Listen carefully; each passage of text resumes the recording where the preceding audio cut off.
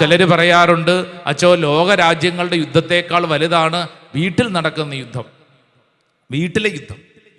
നമ്മൾ ലോകരാജ്യങ്ങളിലെ America, Israel, Iran ആക്രമിച്ചു, Iran Gulf രാജ്യങ്ങളെ ആക്രമിച്ചു എന്നിങ്ങനെയുള്ള വിഷയങ്ങളൊക്കെ സംസാരിക്കുമ്പോൾ നമ്മുടെ വീട്ടിലെ അവസ്ഥ എന്താണെന്നും കൂടെ ചിന്തിക്കണം. അതുകൊണ്ടാണ് ഞാൻ ആദ്യം തൊട്ട് പറയുന്നത്, ഇതൊരു ആത്മീയമായിട്ട് വളരുന്നതിനുള്ളൊരു സമയമാണ്. ഈ സ്നേഹം നമ്മുടെ വീട്ടിലാണ് നമ്മൾ ആദ്യം അനുഭവിക്കേണ്ടത്. ഹല്ലേലൂയ. ഇങ്ങനെ ഒരു ഞെരുക്കം ഉള്ളപ്പോൾ നമ്മുടെ വീട്ടിലെ പ്രാർത്ഥനാ ശൈലിയിൽ നമുക്കൊരു മാറ്റം വരുത്തണം. ചില വചനങ്ങളൊന്ന് എഴുതിയെടുത്തോളൂ. സങ്കീർത്തന പുസ്തകം 46-ാം അധ്യായം 1-ാം തിരുവചനം. വലതുകര ഉയർത്തി വചനം പറഞ്ഞ്, ദൈവമാണ് നമ്മുടെ അഭയവും ശക്തിയും, കഷ്ടതകളിൽ അവിടുന്ന് സുനിശ്ചിതമായ തുണയാണ്. ഹല്ലേലൂയ.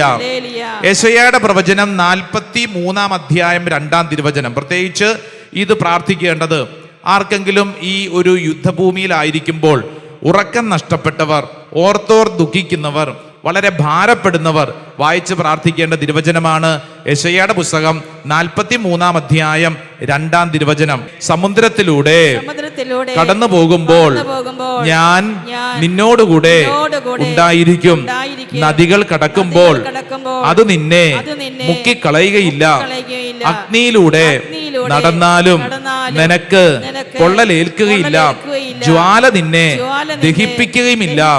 Hallelujah, hallelujah. ഒരു പക്ഷേ കുറെ അധികം പേർക്ക് ഇനി എന്താകുമെന്നുള്ള ഭാവിയെ കുറിച്ചുള്ള വലിയൊരു സങ്കടം ഉണ്ടാവും, ഭാരം ഉണ്ടാവും. അവരുടെ ജീവിതം, ജോലി, വരുമാന മാർഗം. വലതുകര ഉയർത്തിപ്പിടിച്ച് ഈ വചനം നമുക്ക് ഏറ്റുപറയാം. നിയമാവർത്തനം 31:6. ശക്തരും ധീരരുമായിരിക്കുവിൻ, ഭയപ്പെടേണ്ട, അവരെ പ്രതി പരിഭ്രമിക്കുകയും വേണ്ട. എന്തെന്നാൽ നിങ്ങളുടെ ദൈവമായ കർത്താവാണ് കൂടെ വരുന്നത്. അവിടെ നിങ്ങളെ നിരാശപ്പെടുത്തുകയോ പരിത്യജിക്കുകയോ ഇല്ല. രണ്ട് കരങ്ങൾ ഉയർത്തിപ്പിടിച്ചേ. ഓ പരിശുദ്ധ അമ്മേ, മാതാവേ, അമ്മയോട് ചേർന്ന് പ്രാർത്ഥിക്കുന്നു.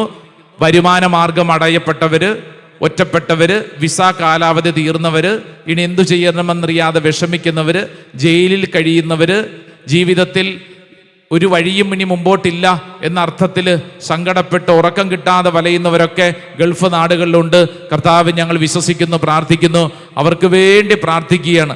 ഈ നിയമാവർത്തന പുസ്തകം 31:6 അവരിൽ സംഭവിക്കപ്പെടട്ടെ.